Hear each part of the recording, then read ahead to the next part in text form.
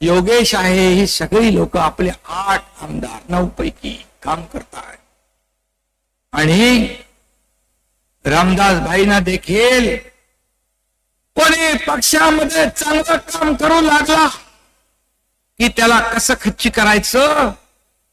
कुठला पक्षाचा नेता, पक्षाचा प्रमुख कधी असा विचार करतो?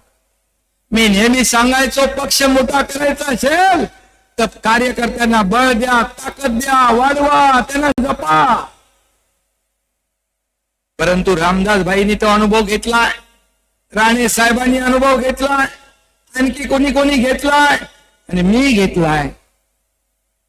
आणि म्हणून हा शिवसेना पक्ष हा कार्यकर्त्यांचा पक्ष आहे, बाळासाहेबांच्या विचारांचा पक्ष आहे, धर्मवीर आनंद दिघे साहेबांच्या शिकवणीतून निर्माण झालेला या ठिकाणी पक्ष आहे. आणि म्हणून इथं कार्यकर्ता, सगळे कार्यकर्ते, कोणी मालक नाही, नोकर नाही.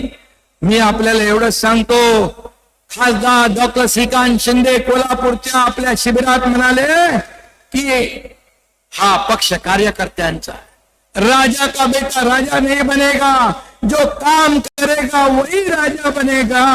हा असा पक्ष आहे आपला, जो काम करेल.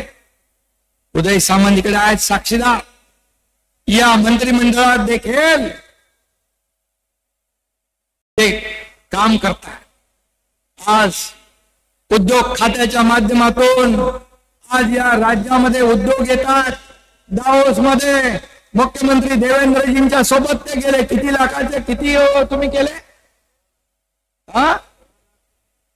16 लाख कोटी रुपयाचे करार केले.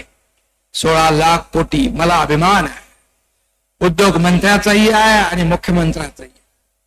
मी जेव्हा गेलो त्यावेळेस 7.5 लाख कोटी सुरुवात होती आपली, 7.5 लाख कोटीच. आणि उदयजी आपण किती अंमलबजावणी केली? किती टक्के?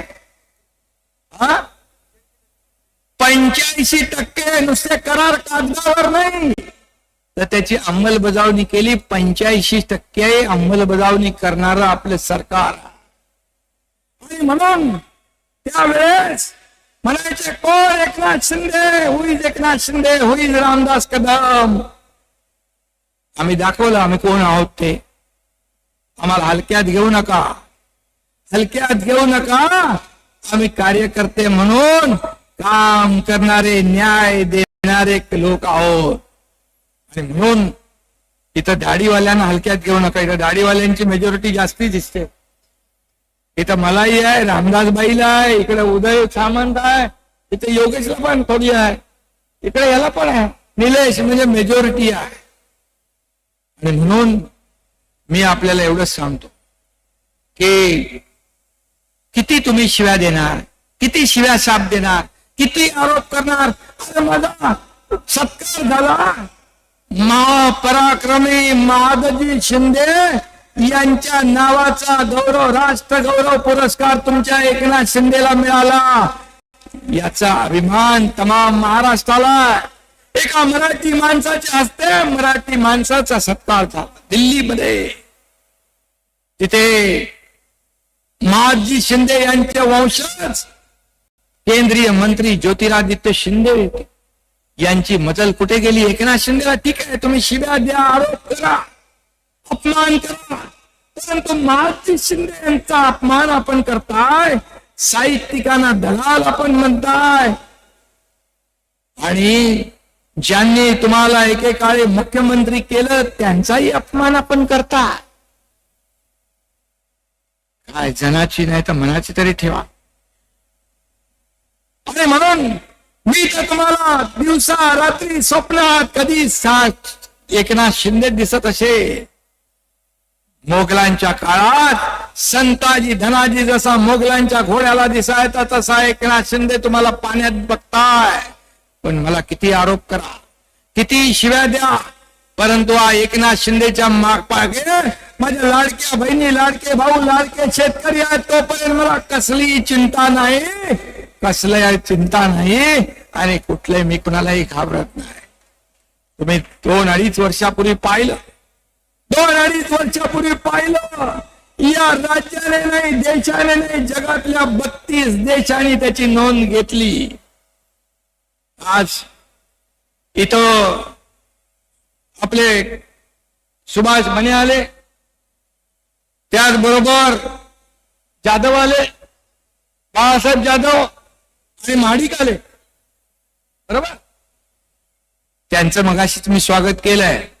आणि राजन साळवी देखील, ते खरं म्हणजे 2.5 वर्षापूर्वीच यायला पाहिजे होते, व ते राहिले तिकडे.